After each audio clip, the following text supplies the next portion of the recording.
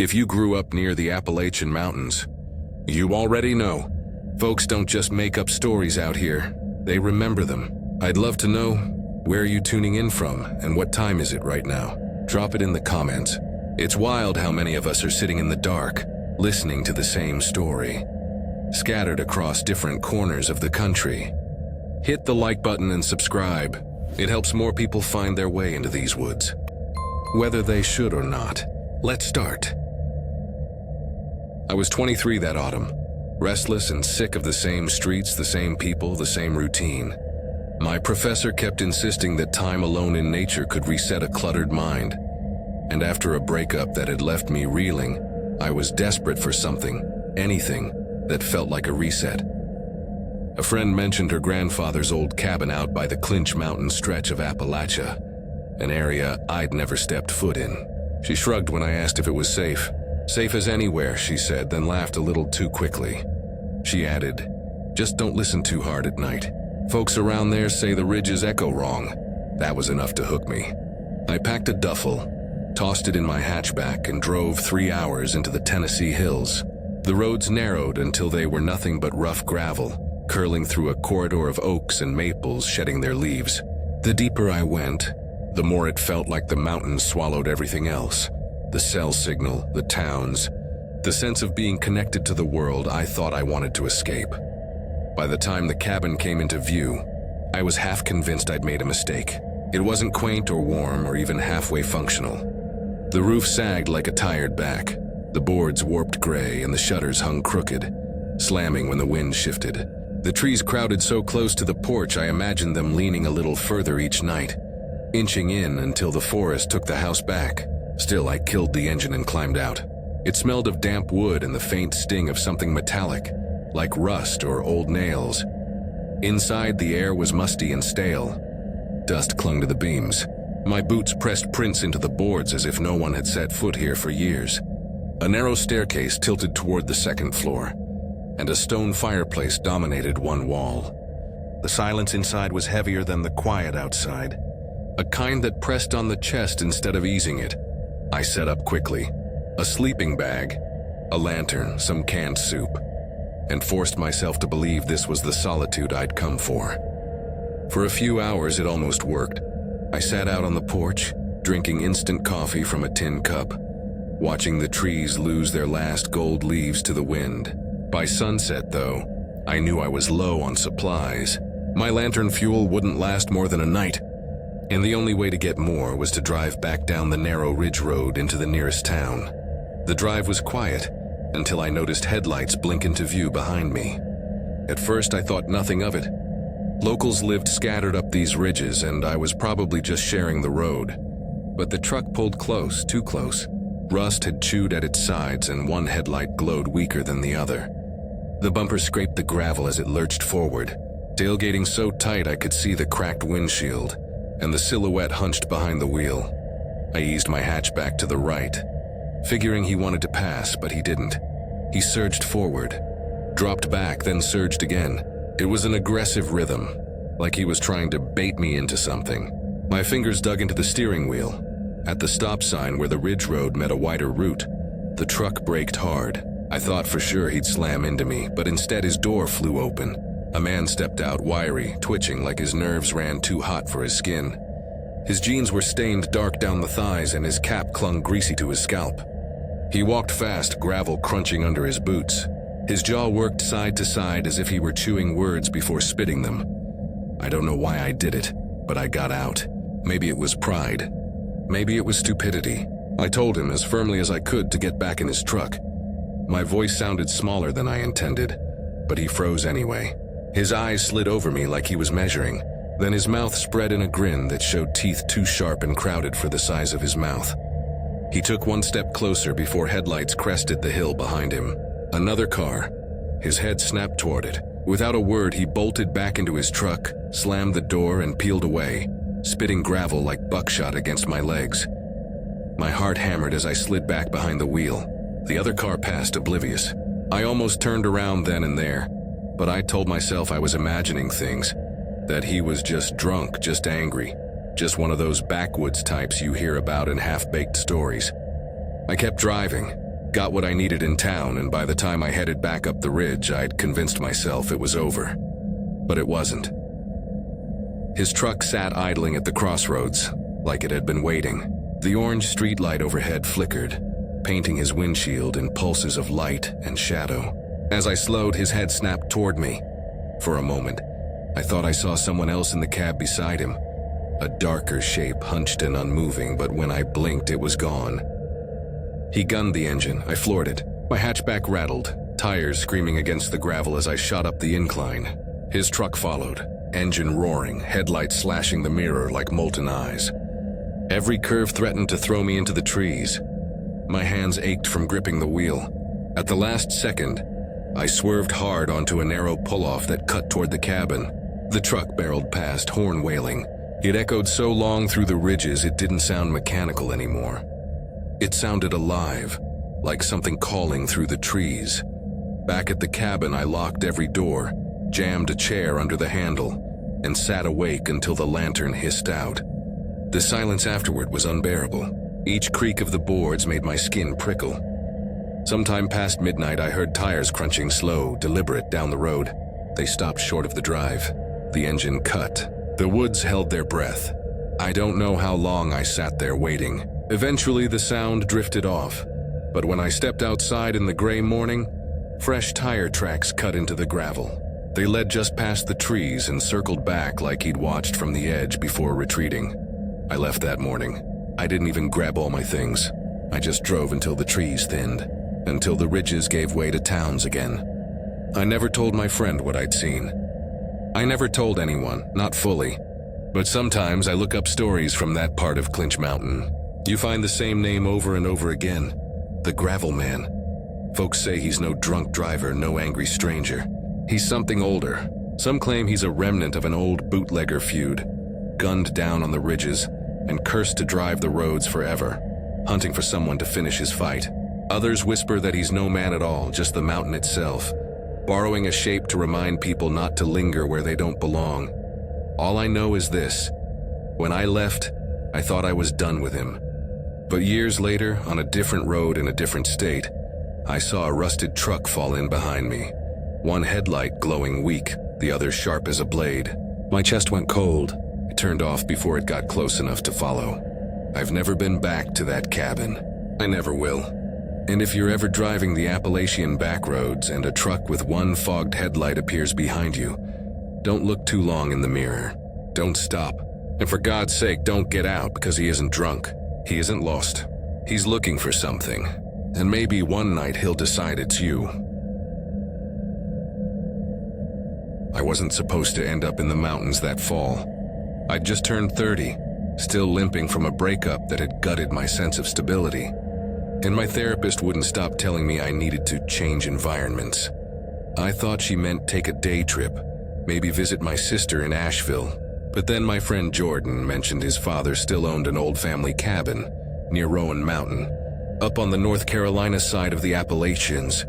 Place hasn't been touched in years, Jordan said, tossing me the keys like it was an afterthought. No Wi-Fi, no neighbors. If you want quiet, you'll get it. Quiet was all I wanted. I packed 2 bags, a stack of books I'd been pretending I'd read someday, and drove until the GPS gave up. The road narrowed into switchbacks, then became gravel that rattled the teeth of my little sedan. When I finally pulled into the clearing, my first thought was that Jordan had been underselling. The cabin wasn't just old, it looked forgotten. The porch sagged toward the earth, its boards curled and grayed like they'd been gnawed by time. The chimney leaned so far I swore the next strong gust would topple it. The windows were clouded with grime, reflecting only vague smears of the fading light. And the woods, they weren't the kind that gave you space. The trees pressed close, trunks tight as prison bars, their branches tangling overhead until even the sky seemed reluctant to show itself. But it was silent. That kind of silence I hadn't felt in years. No neighbors, no traffic, not even the faint hum of a fridge in the background, just the whisper of leaves. I told myself I'd finally escaped the weight of everything that had been crushing me. The first few days were better than I could have imagined. I chopped firewood, cooked on the old gas stove, and wrote in a notebook until my hand cramped. Nights were darker than I was ready for, the kind where your lantern only revealed more shadows, but I convinced myself I was adjusting. Then came the first sign that I wasn't alone. It was late afternoon. I'd hiked down to the creek to fill a jug with water. The air had that strange stillness that settles right before dusk, when even the birds go quiet. I turned, and across the creek a man was standing. Not moving, not making a sound, just standing like he'd been waiting. He looked rough, maybe late 20s, though the grime on his face and the wild beard made him hard to place. His flannel shirt hung in tatters, jeans so stained they looked more brown than blue. He didn't smile when he spoke, not really. "You're staying up at the old Rutherford place?" he asked, his voice flat, almost rehearsed. I hesitated before nodding. "Yeah," he tilted his head like that confirmed something. "Name's Joss, I live close. Close where?" I wanted to ask, but my throat had gone dry. Before I found words, he turned and stepped back into the trees. No crunch of leaves, no snapping of twigs. Just gone, like the woods had swallowed him whole. I told myself he was a local checking in. People out here were bound to be curious, but the way he'd looked at me stayed with me long after the sky went dark. The next morning, I found a note on the porch, not tucked in the door frame, not hidden under the mat, laid square in the center, weighed down by a stone. In careful block letters it read, "Nice to see you at the creek."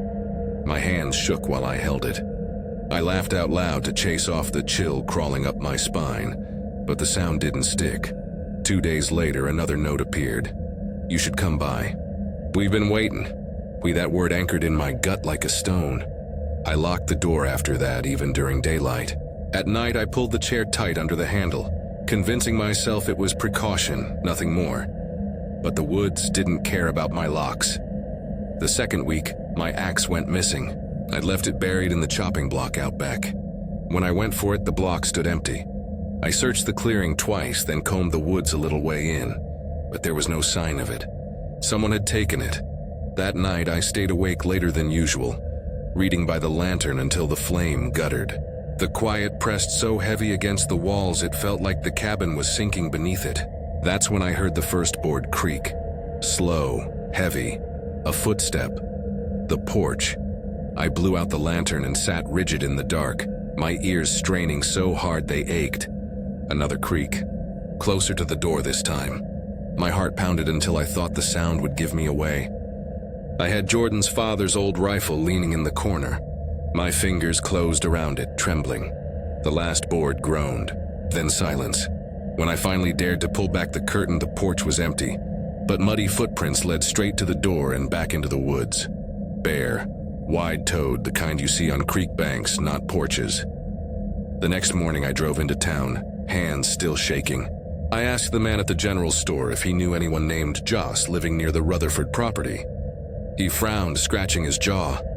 "Ain't been a house up that way since the Coldwell fire," he said. 20-odd years back. Whole family gone. Nobody's lived close since, I forced a laugh. My voice cracked in the middle of it. That night I didn't sleep. Around 3 in the morning, a dog began barking outside. Deep guttural, furious. I didn't own a dog. The sound came right up to the window. Then mid-snarl, it cut off. The silence after was worse than the barking. A minute later, the doorknob turned. Slow, testing. I shouted that I had a gun. The knob froze. For a long second, I thought that was the end. Then it twisted the other way, deliberately, before going still. I waited, rifle trained on the door. That's when the thud came, once, twice, a third time. Something slamming against the wall with enough force to rattle the dishes. I broke. I wasn't dying in that cabin. I shoved open the bedroom window, barefoot, clutching the rifle in one hand and my keys in the other. The cold dirt sliced my soles as I sprinted to the car. I didn't look back until the engine roared to life, and the tires spit gravel down the road.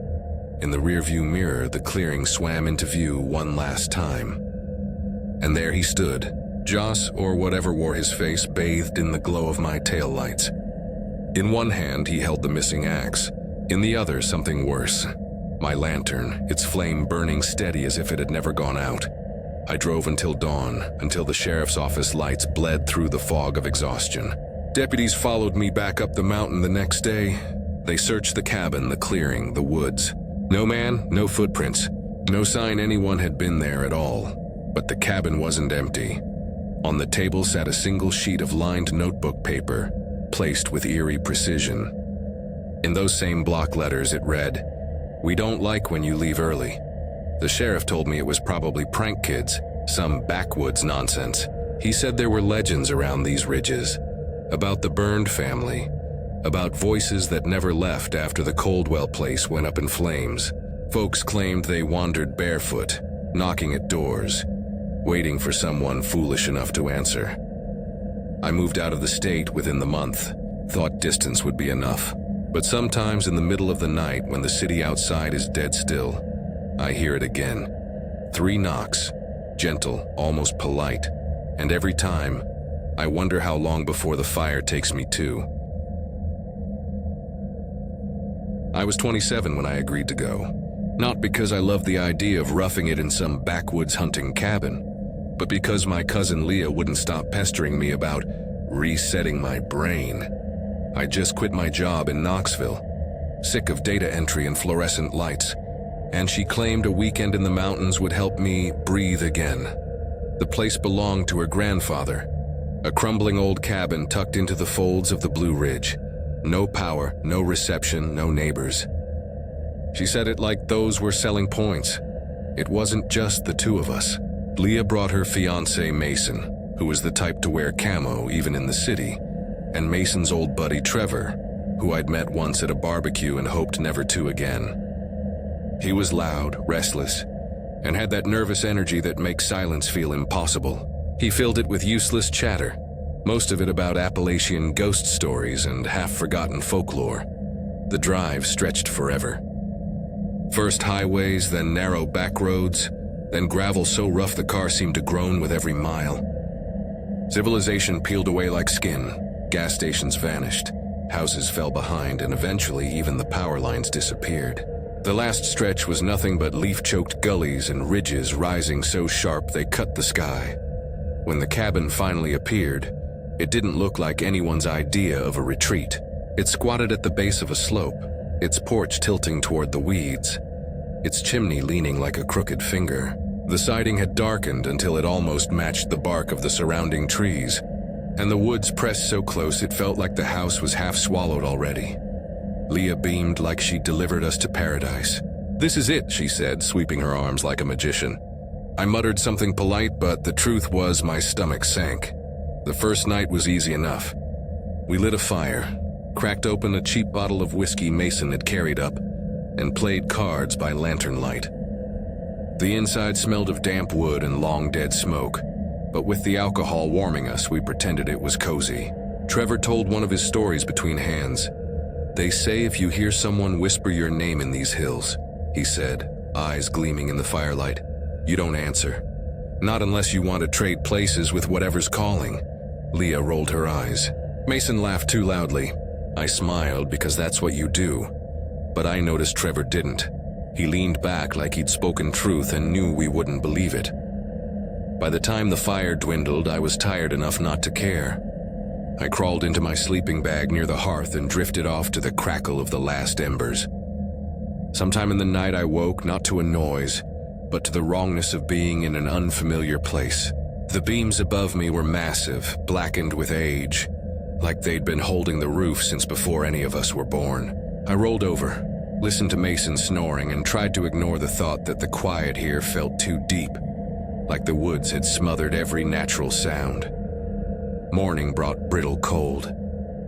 Leah insisted we hike. Her grandfather had told her about an unmarked trail that wound up toward a ridge, with a view clear across the valley. No signage, no markers.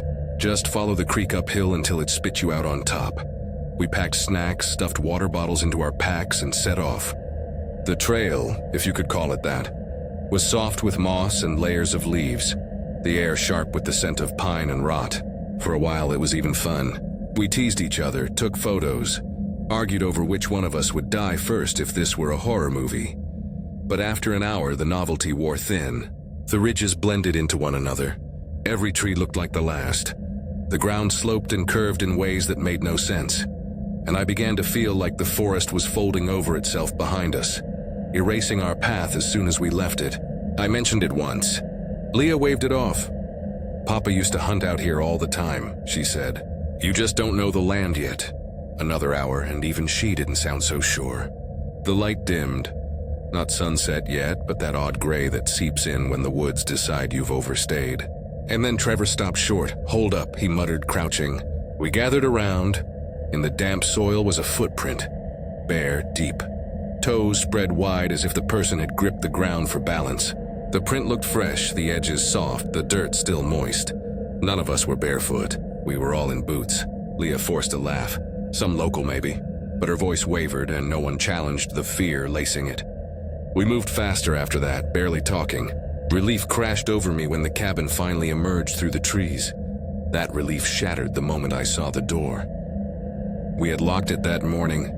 I remembered Leah turning the deadbolt. Now it stood ajar, just a sliver. Mason pushed inside first, swearing under his breath. The bags were still where we left them. The woodpile was untouched. But Leah's jacket, which she'd hung neatly by the door, was draped across a chair in the kitchen. Not one of us said it out loud. We just lit the fire and tried to pretend nothing was wrong. That night, the silence was heavier. Every groan of the floorboard set my teeth on edge. Around midnight, Mason and Trevor were snoring, Leah curled tight in her blanket, and I lay on the pull-out couch, staring at shadows creeping across the rafters. I woke thirsty, shuffled into the kitchen. The embers glowed faint and red. That's when I saw it, the back door. Mason had fought to jam it shut earlier. Now it sagged half open, the latch turned. My heart thudded painfully. I closed it, relocked it, and I didn't wake anyone. I didn't want to hear them confirm it. I slipped back under the covers, but sleep never came. Hours later, the sound began, a whisper, low, dragging right outside the cabin walls. Not words exactly, more like syllables bent into the shape of words, the way a child might imitate speech. I froze. It stopped. Then came the knock. 3 taps, gentle, almost polite. I couldn't move. My body locked in place. The knocks didn't repeat. Instead, slow footsteps crossed the porch. Gravel crunched. Leaves shifted. Whatever it was circled the cabin. Then silence. When dawn finally came, I rose before the others. I opened the front door. The frost outside was covered in footprints. Bare. Dozens of them, circling, overlapping, pressing deep into the earth as if whoever made them had stood watching for hours. Some small, some long, some impossibly wide. We left within the hour. Mason barely stuffed the fire out. Leah shook so badly she dropped her keys twice. Trevor, for once, was silent. I thought leaving would be the end of it.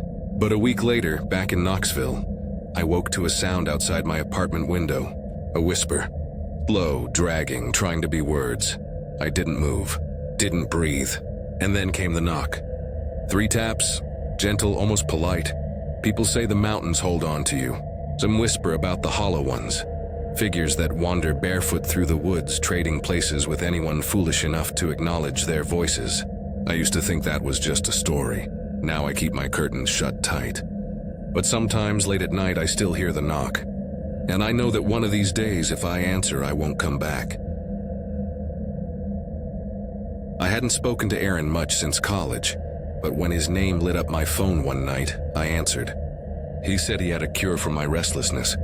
I'd just gone through a divorce, the kind that left me pacing through a half-empty apartment and staring at walls that felt hostile. My work was suffering, my nerves were shot, and I couldn't seem to turn my head off. Come up to the cabin with me, Aaron said. Couple days in the woods. No phones, no noise. You'll come back a new man. I laughed bitterly, but he didn't. He meant it. His family, he said, still owned a place near the Cumberland stretch, tucked back in the ridges where Kentucky and Tennessee blur together. His grandfather had hunted out there when the area still thrummed with coal towns. Now it was abandoned land, forgotten by most. A reset, he called it. I didn't argue. The drive was long enough that my body ached before we even saw the first ridge. Highways bled into back roads turned to gravel. And then the world thinned. Houses grew scarce. Mailboxes vanished. Even the old barns, rotting in fields, gave way to nothing but dark tree walls. The road seemed less like something designed by people, and more like something grudgingly carved by the mountains themselves. By the final hour, our phones were paperweights. No GPS, no signal. just the hum of Aaron's car straining around hairpin bends. The ridges here didn't feel postcard pretty. They loomed, ancient, blunt, like they weren't hills at all, but the bones of something larger that had only gone to sleep. When we finally turned into the clearing, dusk was already fading.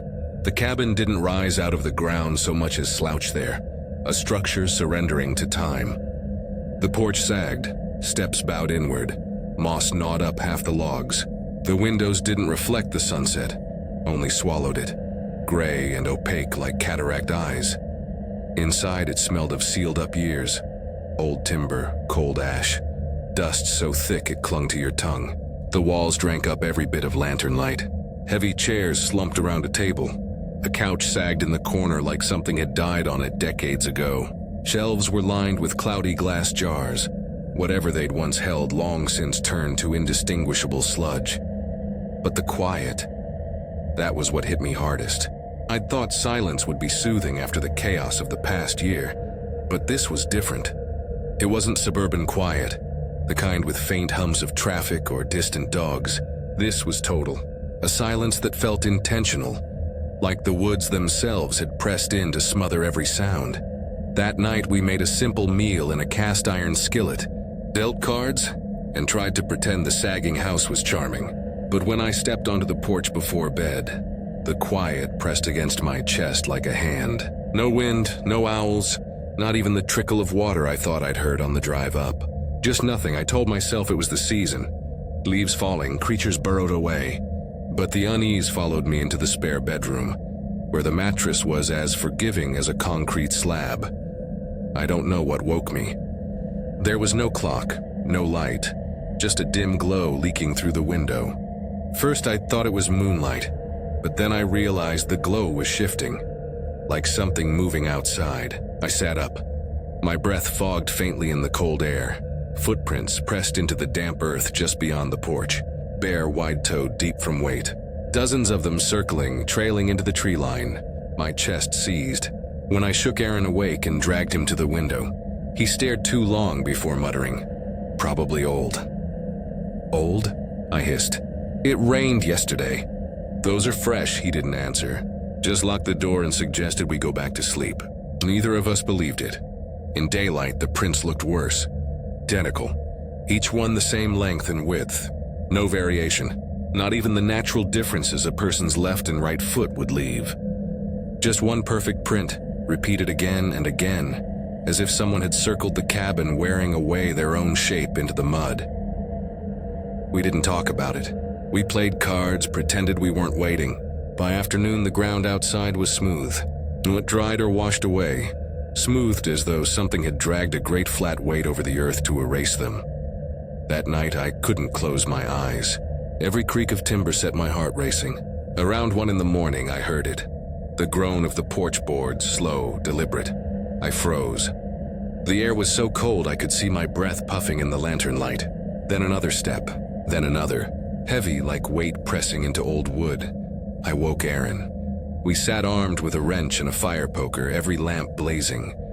The steps circled the cabin once, twice, then stopped directly in front of the door. One knock, slow, another, harder. Then the scrape, fingernails, or something sharper, dragging down the wood. Long, uneven, deliberate, like it wanted us to hear every second. The sound curdled my stomach. Aaron whispered, "We're leaving." We bolted through the back into the trees. No flashlight, no sense of direction, just running. Branches lashed my arms, roots clawed my feet, but I didn't stop. Behind us, I swear I heard the door open. Not splinter, open. We stumbled onto gravel, then into the weak beam of headlights. A pickup slowed, its driver staring wide-eyed as we clawed inside. He didn't ask many questions, just drove us to town, where we collapsed in a cheap motel, too wired to speak. The next morning, Aaron made calls to his family. He never told me the details, only that they sent men back up to board the place shut. He didn't invite me again. We didn't talk about it much after. Months later, though, I did some digging. In the archives of the little county library, between brittle clippings and local histories, I found a mention.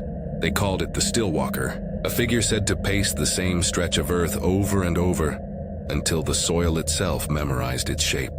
They said if you noticed the prints, if you acknowledged them, the Stillwalker knew you, knew where you slept. Most stories ended the same way. Those who saw the prints didn't stay long. Those who did disappeared. I tried to tell myself it was just folklore, just backwoods superstition. But some nights back in the city, I'll wake and hear it again. 3 steps, a knock, and the long, patient scrape of something tracing my door. I was 32 the first time I went to the mountains alone. Not for a vacation, not for sightseeing, just to get away from the noise. I'd burned myself out chasing deadlines in a cramped office job in Nashville, and the aftermath of a failed engagement had left me pacing around an apartment that felt like a cell. My sister insisted I needed a reset. She remembered an old cabin my grandfather once owned, far up near the Big South Fork, straddling the line where Tennessee and Kentucky bleed together. He hadn't used it since the 90s, and it had passed hands in the family until no one cared enough to sell it. "If you want real quiet," she said, "take the keys. No one will bother you up there. They don't even remember it exists." That was all I needed to hear. The drive started easy, gas stations, traffic lights, familiar roads, but they peeled away mile by mile until nothing remained but gravel curling endlessly into ridges. The forest walls pressed tighter with each turn, branches knuckling over the road until the sky disappeared. My phone gave up 30 minutes before I reached the clearing. No signal, no map, just the growl of my car climbing into nowhere. When the cabin came into view, I almost turned around. It leaned like an exhausted animal, the porch sagging, the roof gone gray and soft. Windows filmed over with grime reflected nothing back. The chimney tilted against the sky like it had been shoved. The yard, if you could call it that, was a patch of dirt ringed with trees standing too close, as though they'd been waiting for the house to collapse so they could take it back. Inside, the air was stale and heavy. The place smelled of rusted nails and old stone, a sharp tang that caught in my throat. Dust clung thick to the shelves, and the furniture looked like relics salvaged from a barn. Stiff-backed chairs, a sofa sagging into its springs, a wood stove with its door blackened shut. The silence inside pressed harder than the quiet outside, as if the house itself were holding its breath. The first day passed without incident. I unpacked, made coffee on the stove, read until my eyes blurred. For the first time in months, I slept without waking to the phantom buzz of my phone. It was the second night when things began to feel wrong. I'd gone out for firewood just after dark. The pile sat 20 steps from the porch, but the walk stretched longer, as if the clearing itself had shifted. The trees seemed to lean in, the path narrower, the shadows heavier. When I turned back, the cabin looked farther away than it had minutes earlier. My stomach tightened. I told myself it was nothing, just perspective, just nerves. But I hurried back inside with the wood and locked the door. Around midnight, I woke to a noise. Not footsteps, not voices. A single knock on the wall by the front door. Flat, deliberate, hollow. I lay frozen, the sound ringing in my skull. Nobody should have been out there. No neighbors for miles. No reason anyone would come. There was no second knock. No footsteps leaving, just silence. The next morning, sunlight didn't ease my nerves. I made coffee, stepped outside, and froze. Footprints dotted the dirt in front of the porch, bare, deep, and fresh. They led nowhere in particular, looping the clearing, crossing back over themselves until the earth looked worn thin. I crouched to study them. Each one was the same. Same length, same width, no left or right distinction. It was as though a single foot had been pressed into the soil over and over, circling endlessly. The day stretched long. The silence outside was suffocating. Not even a bird call to break it. I tried reading, but the words swam. By dusk, my nerves hummed so hard I jumped when a chair creaked beneath my own weight. That night, I stayed awake by lantern light. Around 2 in the morning, I heard it again. This time, not a knock, but a dragging sound across the porch. Something heavy, scraping in measured strokes. My chest locked. I gripped the poker from the stove so tightly my fingers went numb. The sound circled once, then stopped. I didn't sleep. The next day, I decided I'd had enough. I'd make the drive out, even if it meant leaving half my things. But when I stepped outside, something lay on the porch step. My toothbrush, perfectly centered. I hadn't carried it outside. I hadn't touched it since I'd unpacked it in the bathroom. My throat went dry. I ran to the car, jammed the key into the ignition, and twisted. The engine coughed, then died. I tried again and again until the battery began to fade. Nothing. That night, fear curdled into something else. Resignation, maybe. I built a fire so large it nearly devoured the pile outside. Sat with my back to the wall, the poker across my lap, waiting. Around 3 in the morning, I heard movement overhead. The cabin had no second floor, only a low loft with an old bed shoved against the wall. But the sound came clear, shifting weight, boards flexing under steps. Then came a voice, not words, not exactly, just a broken imitation. Syllables stretched thin as though someone were trying to remember how people spoke. I climbed the ladder to the loft with the poker shaking in my hand.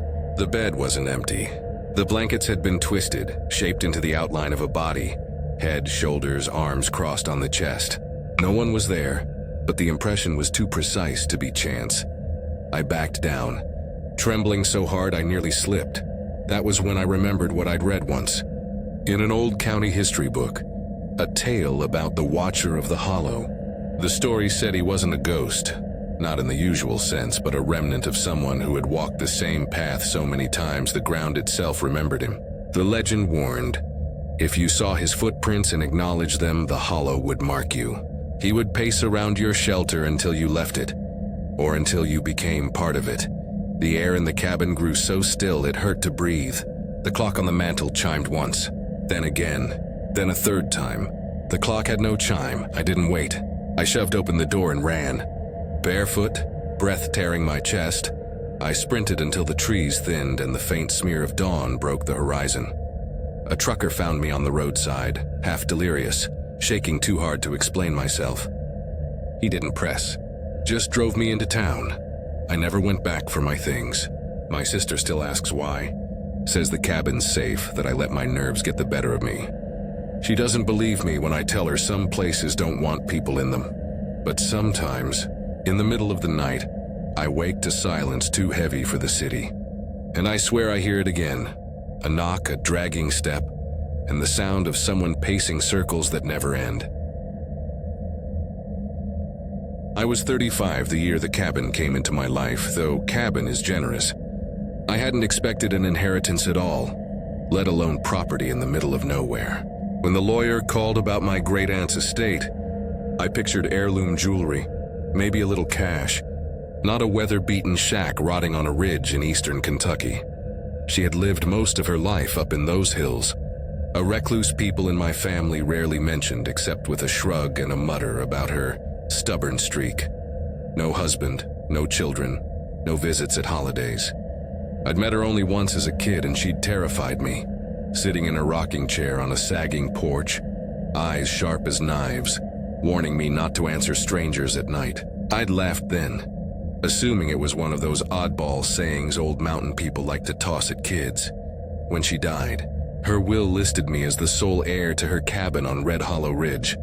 The rest of the family seemed relieved. Sell it, my mother advised. Take whatever you can get. No one should stay up there. But I was restless.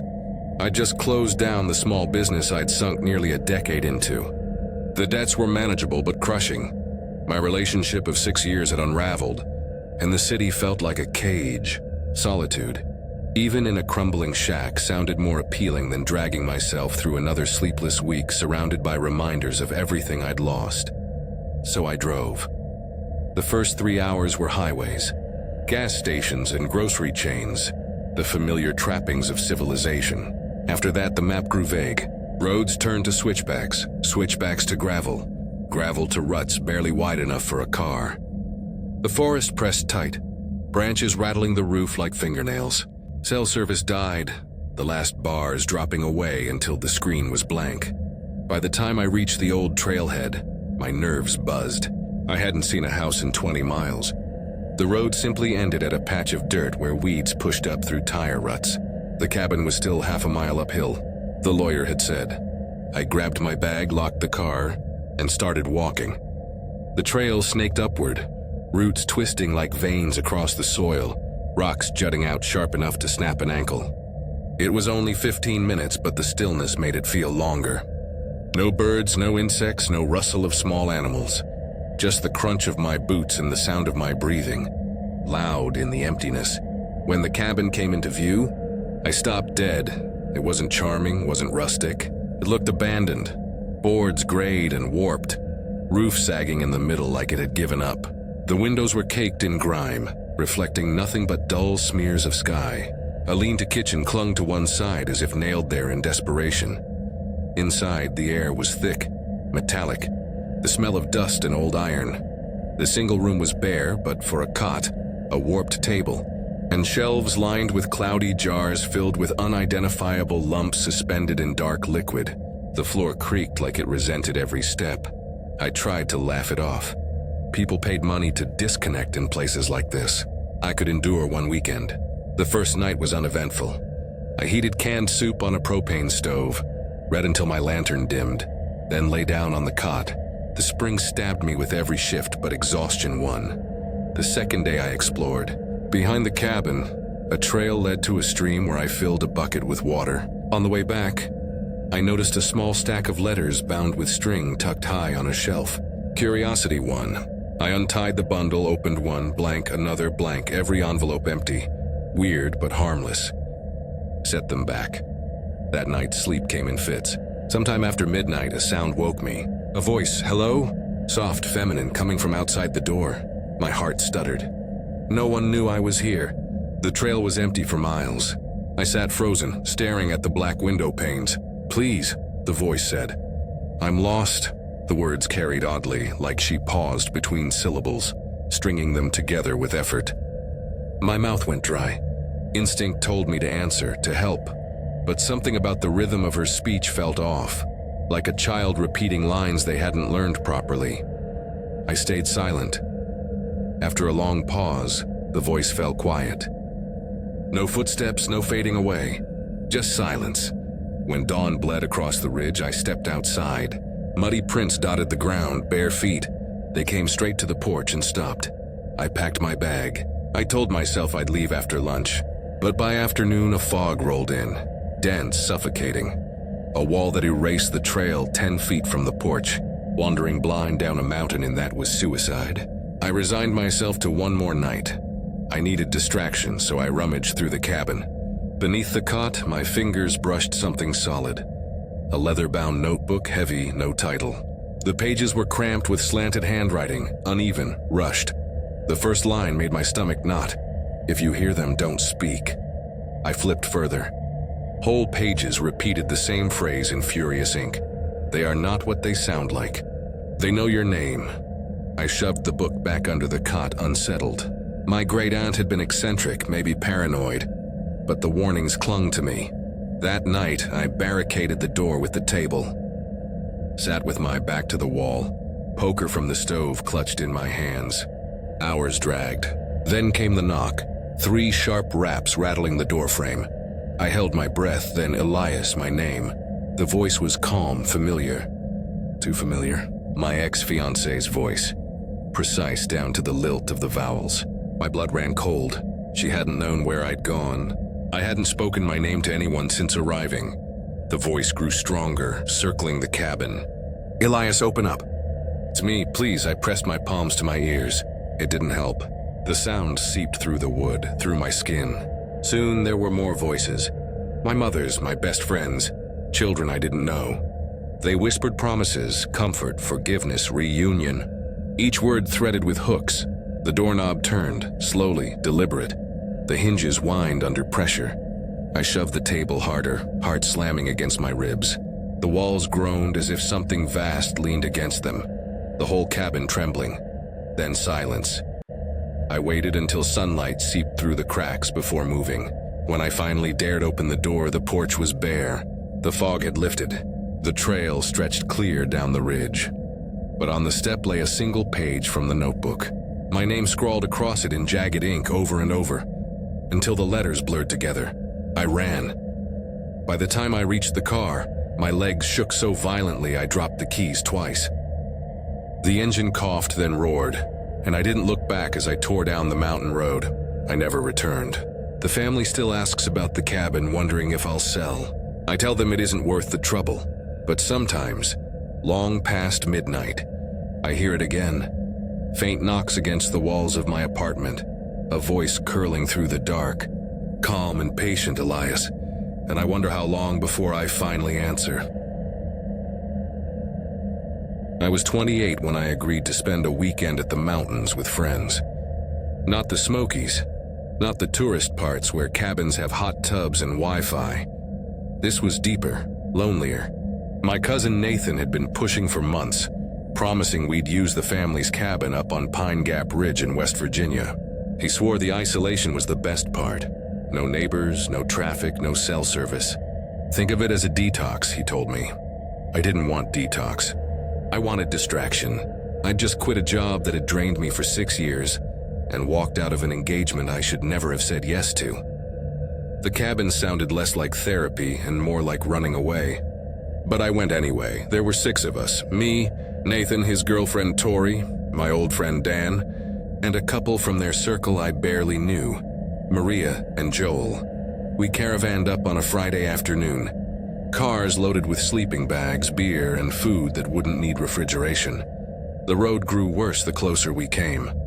Asphalt gave way to gravel, then gravel to dirt carved by rain, until it looked less like a road, and more like the scar of something dragged uphill. The last half hour we saw no houses, no mailboxes, not even fences. The woods swallowed everything. By the time we pulled into the clearing, evening was already bleeding across the ridge. The cabin hunched low, half swallowed by trees. Logs gray with age sagged inward, the porch tilted, and the windows reflected nothing, not even the fading light. Inside smelled of wood smoke soaked into beams decades ago. Dust and something metallic beneath it all. The walls drank up every bit of light our lanterns gave. 2 cramped bedrooms, a lean kitchen, and a main room with a stone fireplace. That was it. We dumped our bags, lit the stove, and cracked open beers. For a while, it almost felt good. The silence pressed close, but it was the kind of silence that let laughter bounce louder.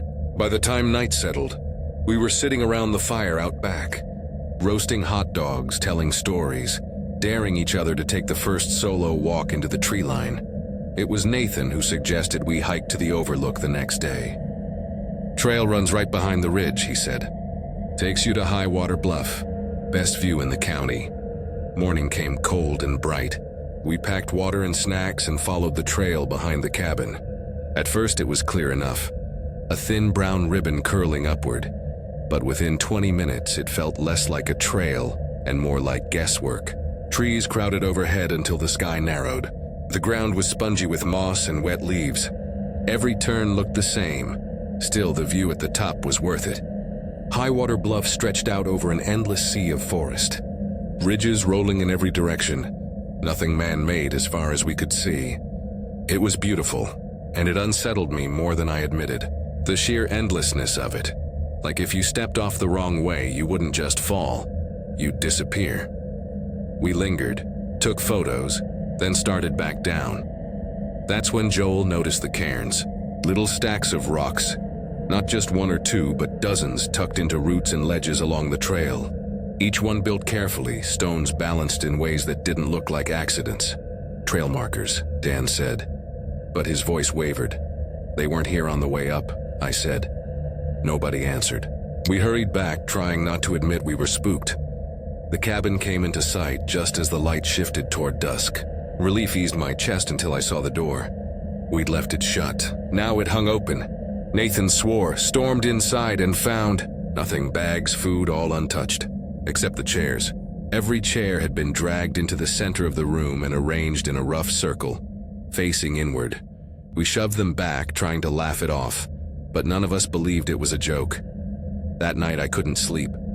Every creak of timber set me on edge. Around 1 in the morning I heard it. Soft, deliberate knocks at the wall near the door. 3 of them. I held my breath, waiting for more. Instead came a scrape. Something dragging across the wood, slow, like nails or stone pulled with care. I didn't move. Didn't breathe. Eventually it stopped. By dawn, the others looked as hollow-eyed as I felt. Nobody admitted they'd heard it too, but I saw it in their faces. We should have left then. Instead, we told ourselves it was nothing, just nerves. We made breakfast, tried to distract ourselves.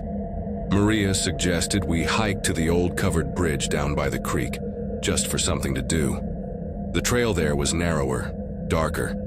The creek whispered faintly long before we saw it. The bridge appeared like a skeleton. Planks warped, railings broken, spanning black water that looked bottomless. We crossed anyway, laughing too loud. That's when I saw them. Shapes at the far end of the trail we'd come from. 4, maybe 5, standing still among the trees. No flashlights, no voices, just there. For a long moment, nobody moved. Then one stepped forward. The lantern light caught what should have been a face. Only it wasn't. Burlap tied tight around the head, jagged holes ripped for eyes. Through the slits was only darkness. In its hand, a tool glinted. A rusted auger bit sharp as a corkscrew. The others moved too, each carrying something different. A hook, a hatchet, a length of chain. Tools, not weapons, but all wrong in their silence. "Run," I whispered, but my throat barely worked. Dan bolted first, shoving past us. The rest scattered, crashing back across the bridge. I looked once more. They were coming faster now. Boots silent on the planks, the burlap faces bobbing. My chest locked. I grabbed Tori's arm and ran. The trail twisted, doubling back on itself. Every branch looked like the last. The forest pressed tighter, as if funneling us somewhere. Behind us, the sound finally broke. Heavy steps pounding, branches snapping like bones. We reached the fence that marked the clearing near the cabin. Tori scrambled over. I slipped, slammed into the rails, and for one terrible moment I felt a hand on my back. Not gripping, brushing, almost gentle, like reassurance. I screamed, hauled myself over, and we tore across the yard. The cabin glowed weakly ahead. We slammed the door, bolted it, shoved the table against it. The others were inside already, white-faced. Joel's arm bled, sliced open, and he whispered that one of them had cut him when he stumbled. We killed the lights and sat in the dark, waiting, for hours. Nothing, just silence broken by the occasional pop of the fire. Then faintly from the trees a sound began. Not boots, not voices, rocks clack, clack, clack, like someone stacking stones. Over and over the sound of cairns being built. None of us slept. At dawn, Nathan swore he was done. We'd hike out together, leave the cars, call the sheriff when we got to town. Nobody argued, but when we opened the door, the yard was filled with cairns. Dozens, maybe hundreds. Small towers of stone, each balanced with impossible precision, encircling the cabin in every direction. We picked our way through them, shaking. Too scared to knock a single one over. The trail back felt different, longer, and though we never saw the burlap faces again, the sound followed us. Faint, steady behind us in the trees, clack, clack, clack. The sheriff sent men back up to check. They found nothing. No figures, no cairns. They said it was probably pranksters, locals messing with outsiders. But I know what I saw. The cairns hadn't been markers. They'd been invitations sometimes, even now, years later. When the night is too still, I hear it again outside my apartment window. Clack, clack, clack.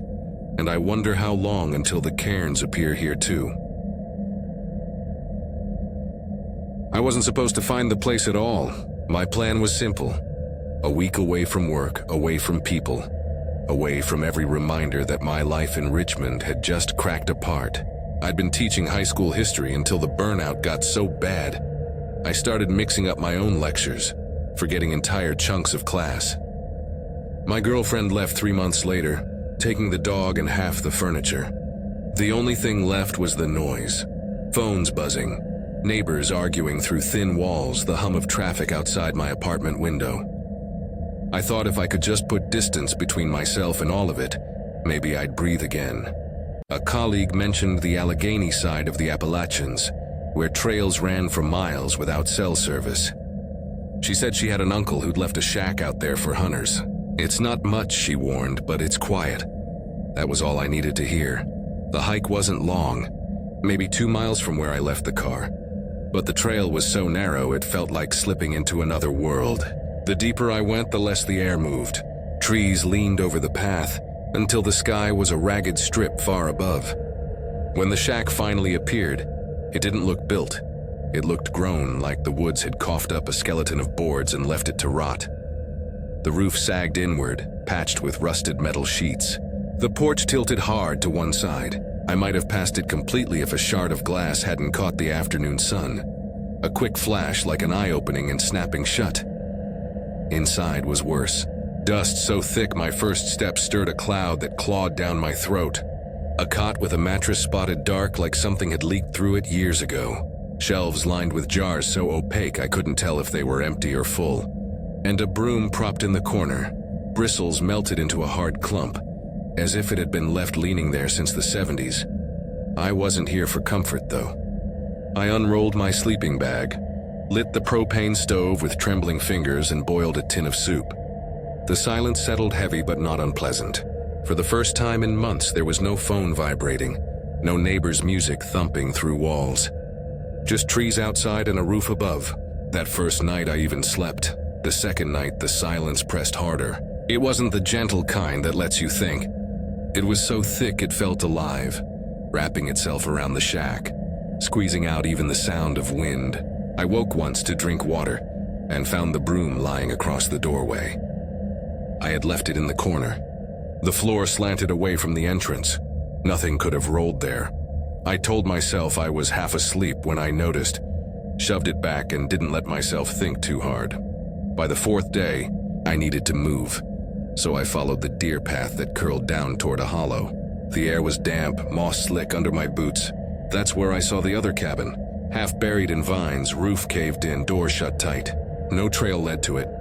It squatted low like something trying not to be seen. I was about to turn back when I noticed the ground. Bare footprints in the mud by the steps, toes spread wide, heels sunk deep. The rain 2 nights before should have washed them clean, but they looked fresh, sharp enough to count the lines in the skin. I backed away until the cabin vanished behind the trees. By the time I returned to mine, sweat prickled under my coat. The broom was across the door again. That night I stayed dressed, boots laced. I left the lantern burning, sat on the cot, and tried to read. Around midnight came the first sound, a scrape across the porch, long and slow, like something heavy dragged over wood. It circled the walls, pausing, doubling back. My chest tightened until my ribs ached. Then came 2 sharp knocks on the wall right behind my head. I gripped the broom like it was a weapon. "Who's out there?" My voice was small in the silence. No answer. I didn't sleep at all. In daylight, I packed. I would leave early, hike back to the car, and be gone before noon. But the trail had changed. What had been a clear track now twisted into deadfall. Trees toppled across the way like a barricade. I backtracked and tried another path, another wall of brush. By mid-afternoon, I was lost in a maze of forest that hadn't been there before. My canteen was half empty. The sun slid low. I gave up and stumbled back to the shack, throat raw from breathing cold air. That night, the knocks didn't come. The dragging did. Fingers, or something like them, tracing the seams of the walls, circling slow, deliberate. Sometimes it paused as if waiting for me to answer. When the first knock hit the door, I flinched so hard the lantern toppled. Then a voice, not outside, inside, from the stove corner. Low and steady. "Don't go back." I spun with the lantern, nothing, just the cot, my pack, and a dark stain spreading across the floorboards like water, only thicker. The broom stood upright in the center of the room, perfectly balanced. I bolted. Grabbed nothing. Not the bag, not the lamp. I ripped the door open and sprinted into the trees. Branches tore my arms. Roots caught my boots. I ran until the roar of water rose in the dark and I nearly pitched into a stream. I followed its bank until gravel crunched underfoot and a logging road appeared. A truck came sometime after, I don't know how long. The driver didn't ask why I was coatless and bleeding. He just drove. Later, when I told my colleague, her face went pale. She said locals whispered about cabins that weren't supposed to be there. They called them listening houses. You didn't find them on maps. You didn't build them either. They appeared where the woods wanted them, leaning, sagging, breathing silence. And if you stayed long enough, you'd hear the voices inside. I haven't gone back. But sometimes, when my apartment grows too quiet, I swear I hear it again. The broom falling across the doorway. And a voice, steady, patient, reminding me it knows where I live now.